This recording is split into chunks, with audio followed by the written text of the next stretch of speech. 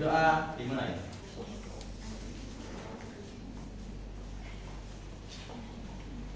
Berdoa selesai. Ada yang tahu hari ini kita akan belajar mengenai apa? Belum tahu, Pak. Oke, baik. Hari ini kita akan belajar mengenai gaya-gaya yang ada di sekitar kita. Jadi tujuan pembelajaran kali ini adalah supaya kalian dapat memahami apa itu gaya dan penerapannya dalam kehidupan sehari-hari, khususnya pada gaya gesek dan gaya otot. Coba, ini ada beberapa kegiatan. Ada yang bisa menyebutkan? Menari, Betul. Main Betul. menulis, Betul. mendorong, sepeda. Nah, kegiatan-kegiatan tersebut melibatkan gaya, yaitu gaya otot. Kita tambah melibatkan gaya otot, di mana otot berperan untuk menarik agar lawan bergerak ke arah kita. Terus yang kedua ada mendorong ayunan dengan tangan, itu juga termasuk penerapan dari gaya otot. Dan selanjutnya ada mendorong box dengan tangan. Yang selanjutnya mengayuh sepeda, di mana gaya otot yang berperan adalah otot kaki. Dan selanjutnya menulis juga melibatkan gaya otot, yaitu otot jari-jari kita. Selain itu tarik tambang juga melibatkan gaya gesek, yang dimana gaya gesek terletak pada kaki sebagai tumpuan kita agar gaya geseknya agar kita tidak tergelincir, dan tangan supaya pegangan kita terhadap tali tidak terlepas. Dan selanjutnya mendorong box melibatkan gaya gesek juga. Ketika kita mendorong box itu melibatkan gaya otot, dan ketika box itu berhenti itu melibatkan gaya gesek. Mengarah sepeda juga melibatkan gaya otot.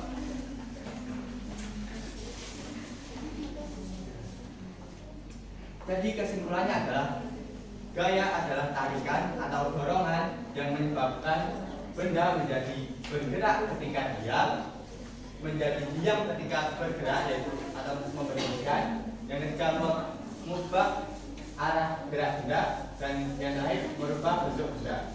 Jadi ketika kalian mendorong, mengangkat, atau memukul sesuatu, itu kalian sedang memberikan gaya terhadap benda tersebut.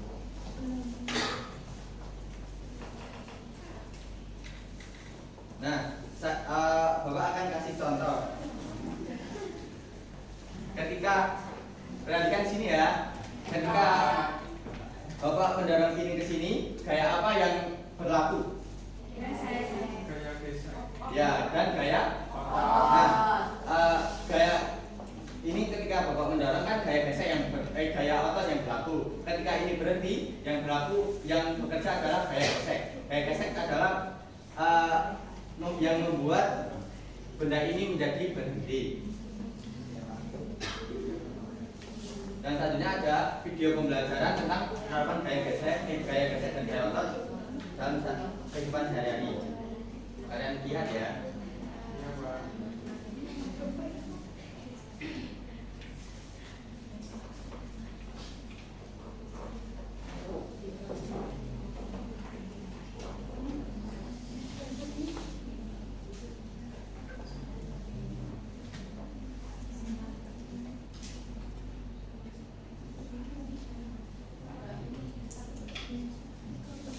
Baik, karena terkendala koneksi, Bapak akan menjelaskan isi videonya saja. Isi videonya adalah tentang penerapan gaya dalam kehidupan sehari-hari. Ada membuka pintu, membuka jendela, itu termasuk penerapan gaya otot dan gaya dorong. Terus ada tarik tambang juga, termasuk gaya otot. Serta ada mengayuh sepeda juga gaya otot. Dan gaya gesek secara yang selanjutnya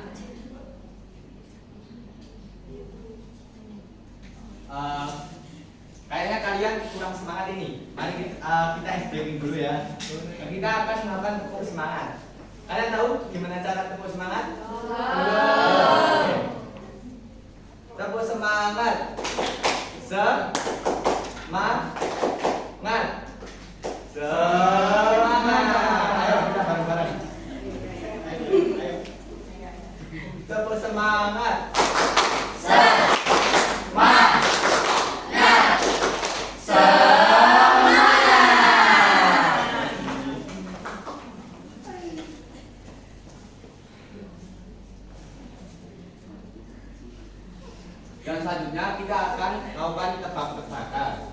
dengan cara simulasi tarik tambang. Jadi tugas kalian adalah menebak kemana arah dari benda ini akan bergerak. Oke. Yang pertama, Bapak akan menaruh di sisi kiri 4 orang.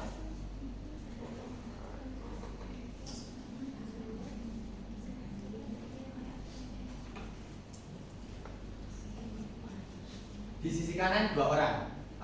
Bisa kalian tebak kemana arah gerak benda tersebut? Kiri. Oke, mari kita cek apakah benar.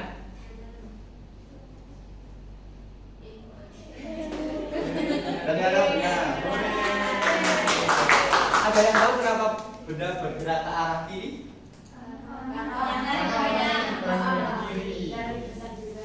Betul banget. Benda gerak ke arah kanan, kiri, bergerak ke arah kiri karena gaya yang dihasilkan oleh 4 orang lebih besar dari gaya yang lebih dihasilkan oleh 2 orang. Jadi benda bergerak ke arah kiri. Ini simulasi yang kedua.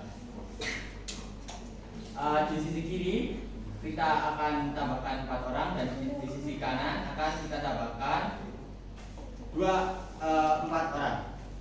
Jadi bisa kalian tebak gimana arah benda ini?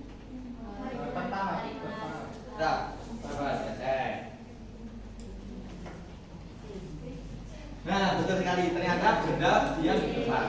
Kenapa hal itu bisa terjadi? Benda diam bukan berarti tidak ada gaya yang bekerja di dalamnya. Benda diam seperti contoh berikut, ada gaya yang bekerja di dalamnya, tetapi gaya tersebut sama besar dan saling berlawanan. Jadi gaya-gaya tersebut saling meniadakan. Dan selanjutnya kita akan melakukan simulasi gaya gesek. Kalian lihat 2 perbedaan ini akan kita lakukan 2 simulasi. Jadi kalian lihat kedua perbedaan dari masing-masing simulasi tersebut.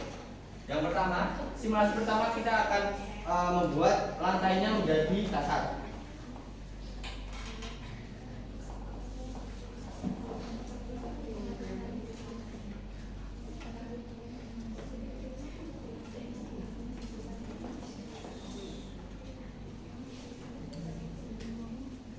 Nah, ini simulasi pertama. Simulasi kedua,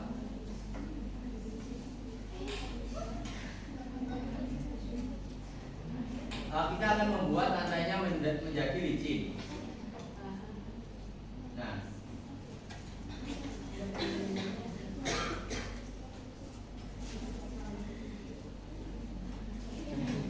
ada yang bisa lihat apa perbedaannya? Tunjuk tangan kalau ada yang tahu.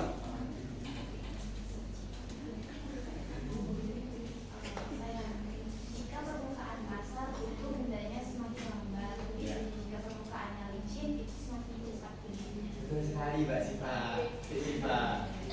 Terus tepuk tangan. Jadi kenapa simulasi pada simulasi pertama lantainya lebih kasar, bendanya jadi lebih lambat dikarenakan gaya geseknya lebih besar. Dan simulasi kedua gaya geseknya lebih kecil. Itu juga berlaku pada ban sepeda atau ban sepeda motor. Ban sepeda dibuat menjadi beralur itu bertujuan agar gaya geseknya menjadi lebih besar, agar kita ketika menaikinya tidak mudah tergelincir. Baik, untuk menguji pengetahuan kalian, Bapak akan memberikan gambar kerja peserta didik. Nanti kalian kerjakan sendiri-sendiri gambar kerja ini. Ini Bapak saya gambar kerja.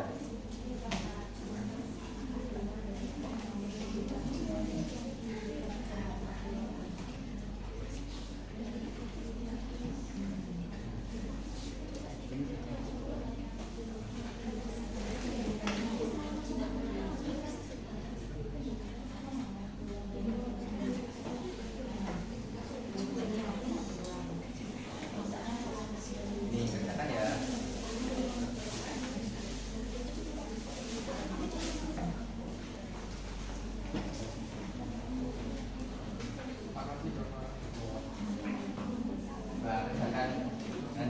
coba.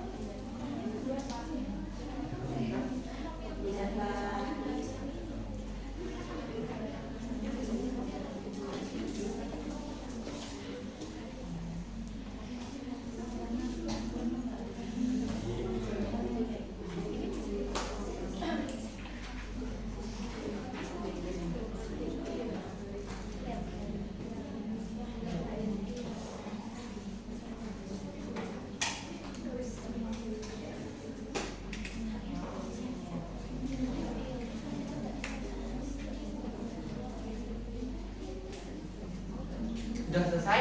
Belum. Bapak kasih waktu 1 menit lagi ya. Iya, Pak. Semangat.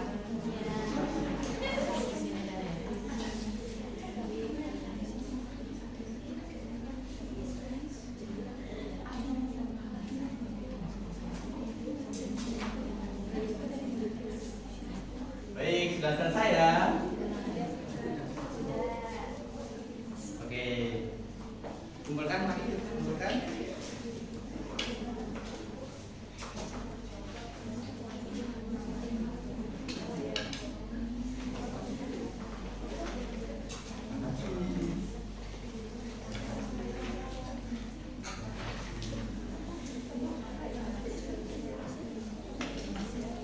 Ada yang mau mempresentasikan hasil kerjanya?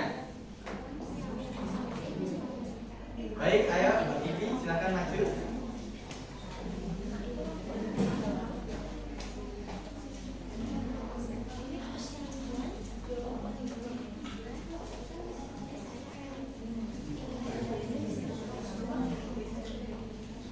Jadi soal pertama adalah